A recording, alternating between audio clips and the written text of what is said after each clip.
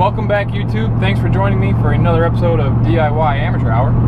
Today we're headed out to Albany, New York, which is about 140-ish miles from my house. We're making some big moves for the channel. Today we're not going to be doing a whole lot of DIY stuff. We're currently headed out to Albany, New York, which is approximately 140 miles from my house. We're going to be picking up 2 cars for the channel. 2 project cars, 2 race cars, 2 hunks of junk, whatever you want to call them. I know at least one of you watching will call them hunks of junk.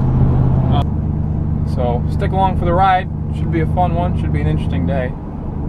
So stay tuned. It's going to be a long day, that's for sure. It's going to be a busy day. But I think we're making good moves. We're making some good changes. So stay tuned. Thanks. I know what they say, money can't buy everything. Well, maybe so, but it can buy me a boat. They call me redneck, white trash, and blue collar. But I could change all that if I had a couple $1 million.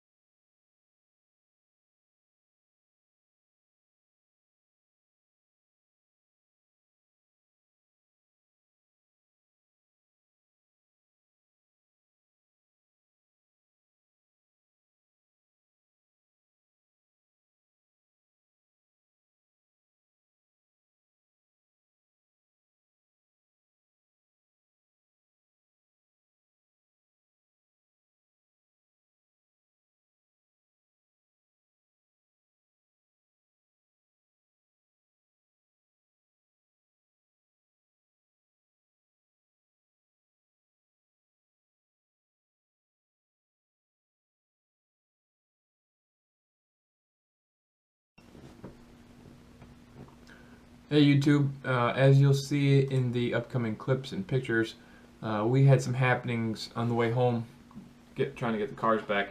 So I wasn't in the mood to do any commentary or live filming, so what you'll see is a couple pictures that one of my buddies took to document the stuff that happened with the cars. So that's what's coming up right now. Kind of self-explanatory here. This is the cars loaded up on the trailer. Just taking pictures because we were excited. You can see the cars got the front wheels up on the trailer here, or on the dolly. Just keep that in mind. And you can see we got spare parts, engine, dolly, and spare motor in the back of the truck. Tons of extra parts.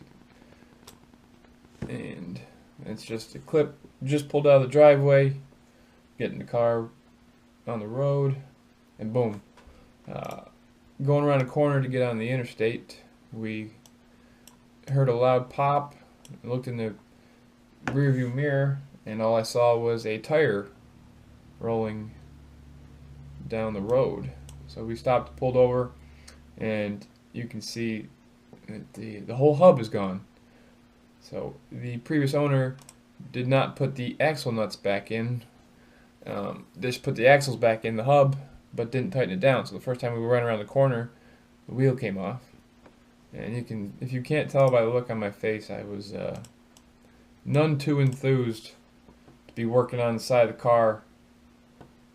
Excuse me, working on the car on the side of the road. So you'll have that sometimes, I suppose. And then we went to move the car, and of course, same thing on the other side. Previous owner didn't put the axle nuts back in the car, or back on the axles, so the hub came off. So again, we're jacking up the car, trying to figure out what to do. So after a lot of fooling around and 2 hours on the side of the road, we were able to jack it up high enough to get the hubs really the backing plates on the dolly. So this isn't the final form, obviously, but then we got the car back on the dollies. We got everything strapped down, so we headed home. Made for some interesting views, I'm sure.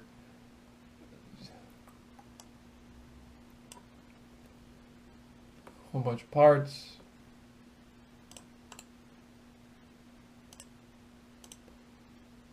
And here you can see the truck with Dolly and the car, and we stopped for drinks or whatever on the way home.